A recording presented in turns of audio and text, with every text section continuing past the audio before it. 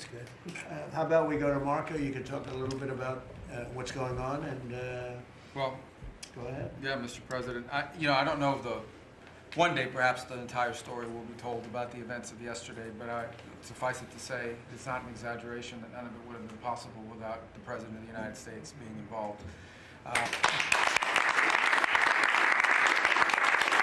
It really began with your trip to the Middle East, where these relationships were forged with partners in the region, personal relationships, close relationships that created the foundation where all of this was possible. Where I think this really took a turn. Remember, a month ago, no one thought this was possible.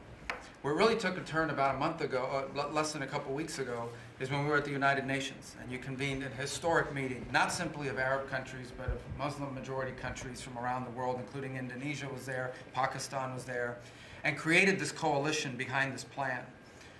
Then on that following Monday, you met with the Prime Minister of Israel here, and that plan was presented. And then, of course, our great negotiating team followed up on it. In the interim, again, perhaps the stories will be told, perhaps they will never be told. The President had some extraordinary phone calls and meetings that required a high degree of intensity and commitment, and made this happen. And I think what's important to understand is that yesterday what happened was really a human story. There's a geopolitical aspect to it, there's no doubt about it. It creates the conditions for Gaza to one day be a normal place again, and people to have a better life, and Israelis to be safe. But yesterday was a human story. And because of the work you put in, and honestly, not only is there no other leader in the world that could have put this together, Mr. President, but frankly, I don't know of any American president in the modern era that could have made this possible. Because of the actions you have taken unrelated to this, and because of who you are and what you've done and how you're viewed. And this weekend, because of that, at some point very soon, we are going to see 20 living human beings emerge from the darkness into the light for the first time in 2 years.